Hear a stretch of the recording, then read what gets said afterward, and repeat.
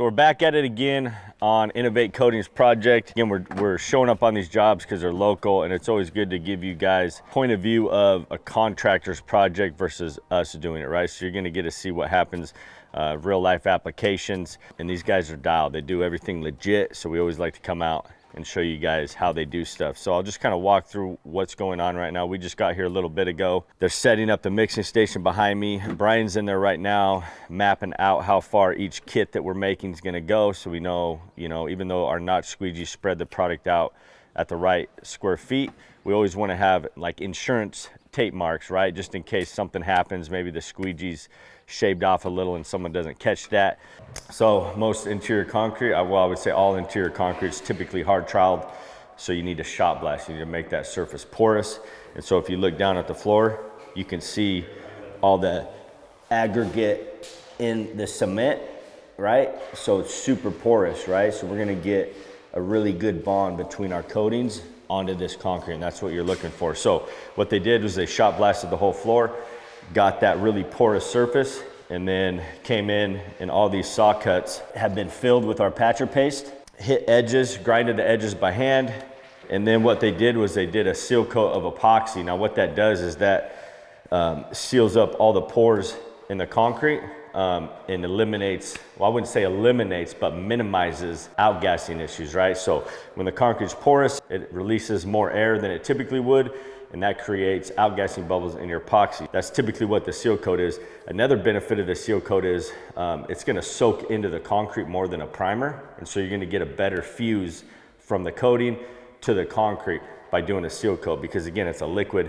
there's more product down, it's literally soaking down into the pores and basically welding itself into the concrete surface. So delamination, stuff chipping, if that happens, it's usually the concrete failing and chipping out with the coating. So you usually have chunks of concrete to the coating. So very vital step. That's kind of where they're at in here. What they were doing in here was going around putting tape on walls. And just like Brian's other project, we showed you guys all that. So here's where we're doing two 3-gallon kits. We're gonna show you how to mix 3-gallon kits at a time.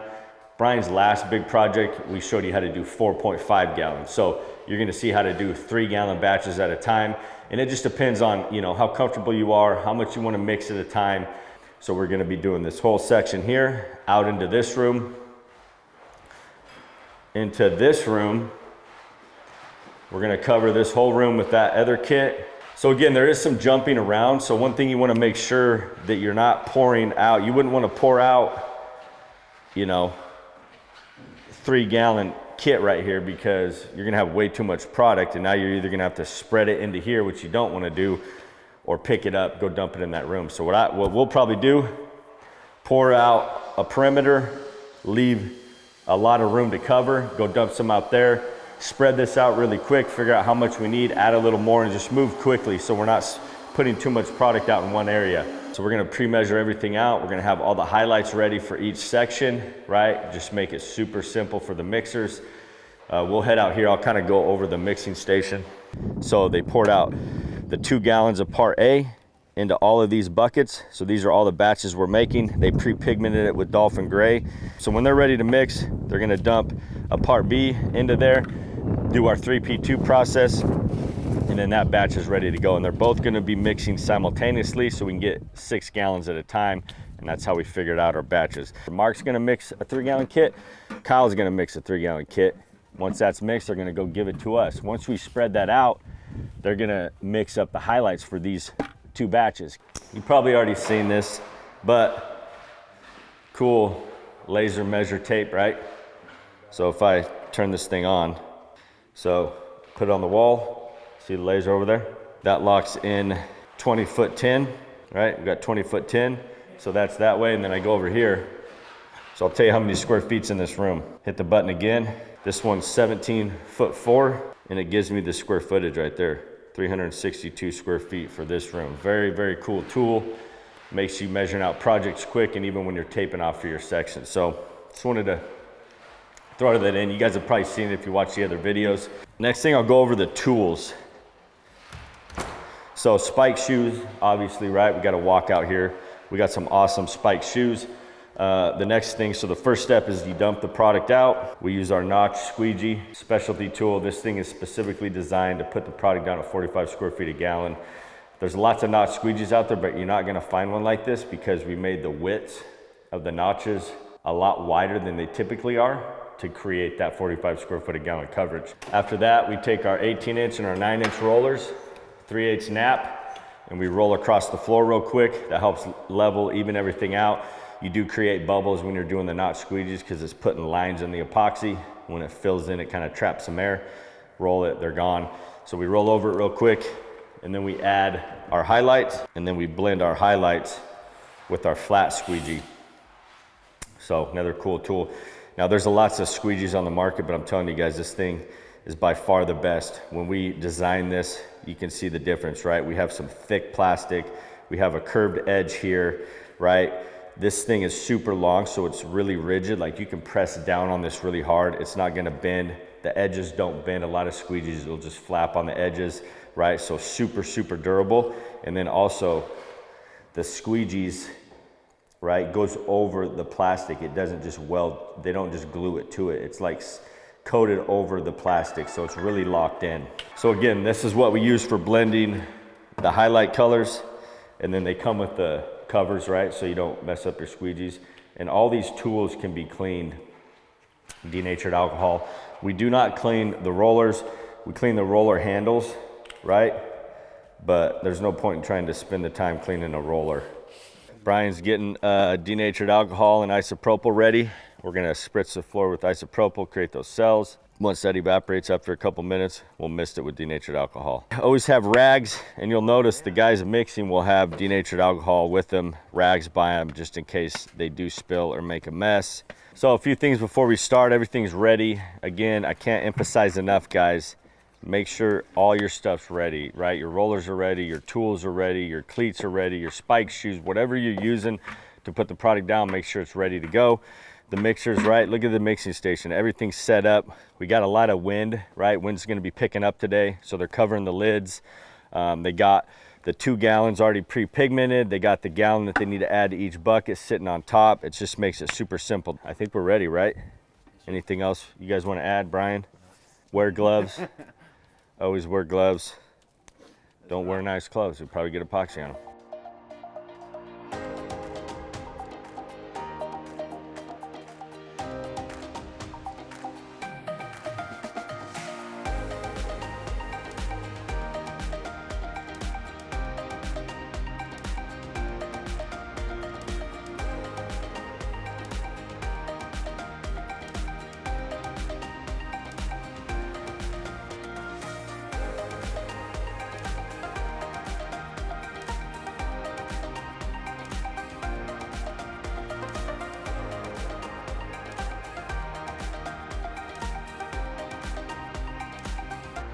So we need to leave a little open spot so we can just push, if we have product going to there, we can just push it back out on the floor.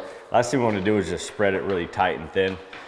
So now Ryan's just rolling it real quick. You want to be careful when you get to your walls that we're not flicking up a bunch of epoxy on the walls, because you can see all the bubbles we created from the notch squeegee. And then when he rolls it, they immediately disappear. Brian's doing the highlights right now. Biggest thing when you're doing highlights is you want to make sure you don't run out for that section.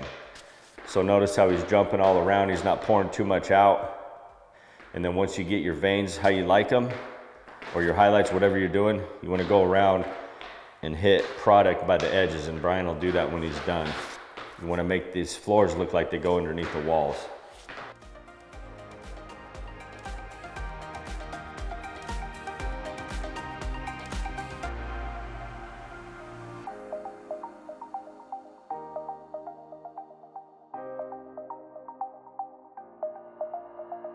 And then now he's gonna blend it with the squeegee. You'll see he'll go a bunch of different directions. And you're not trying to move the product necessarily, you're trying to blend the surface.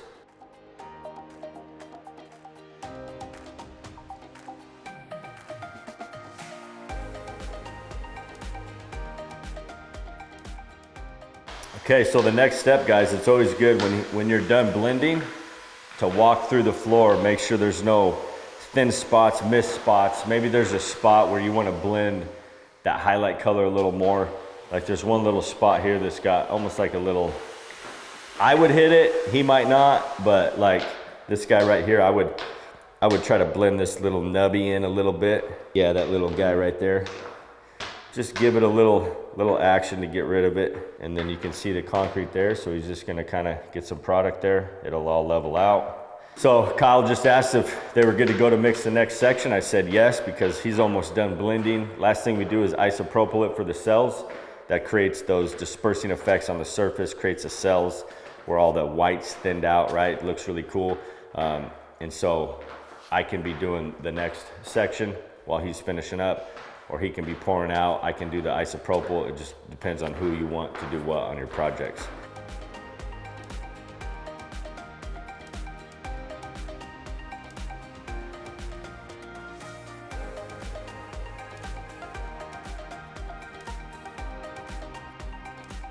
Okay, so we got the isopropyl down, dispersed it. I always like to do the next section. Once that section's laid out, I jump back, mist denatured alcohol in the previous section, which would be this one.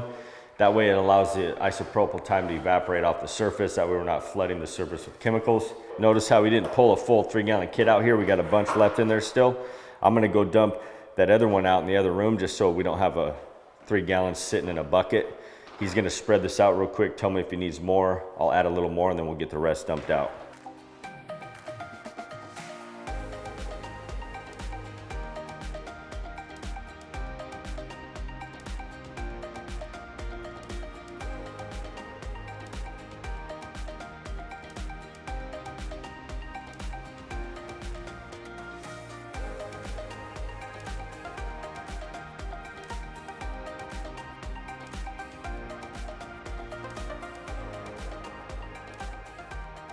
So Brian's rolling out. We got our highlights ready. He's gonna apply those. While he's doing that, I'm gonna go and do denatured alcohol over the surface so you guys can see that.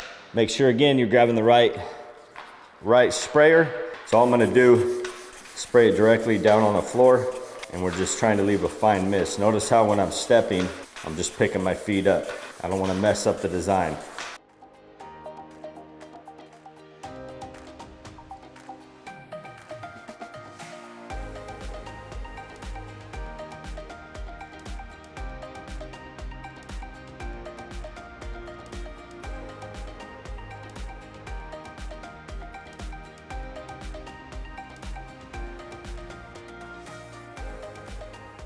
Okay, so getting ready to do the next section. Brian's finishing up blending the highlights. Once he's done with that, he's gonna go through that section, make sure there's no thin spots, missed spots, any highlights he wants to blend in more, he'll do that. I'm gonna start putting out this base coat. So we're gonna go from there to the blue tape on the walls with these two kits. And then I'll probably jump back, disperse the surface with isopropyl. And again, guys, it's just the same steps all the way through.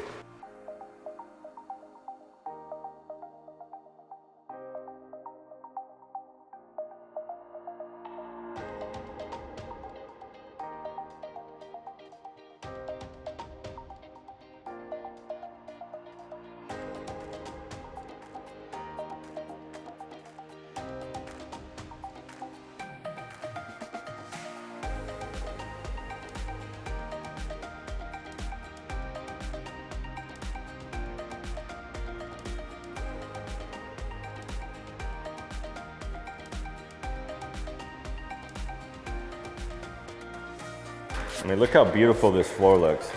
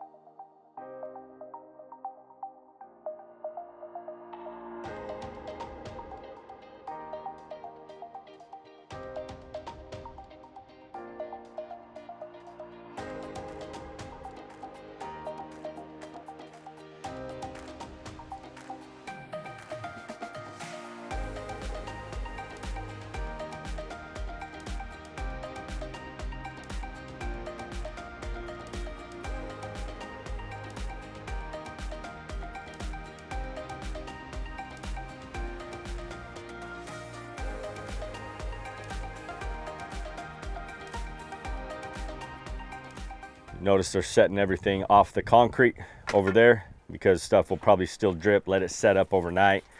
Come back, when you come back to do your top coat, you can bag all that up, throw it away.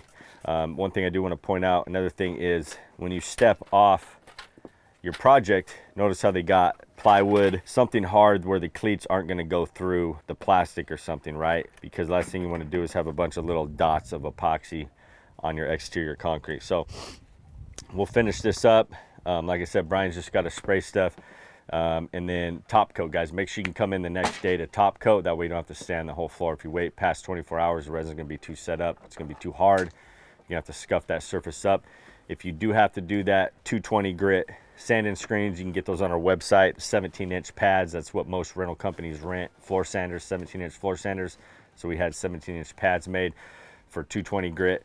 And then obviously touch-up stuff, you can hit that tomorrow. Palm sand, if there's any like debris or something, palm sand those, 220 grit, get it clean, throw that top coat in. So always map out your projects to where you can come back the next day, do your top coat. It's gonna be less work for you. Wrap this up, we'll get cleaned up, time-lapsed the filming station so you can kind of see what these guys were doing. So you guys can go back and watch that too, right? We'll throw that in there. You can watch kind of what they were doing out here as we were working, putting the floor down.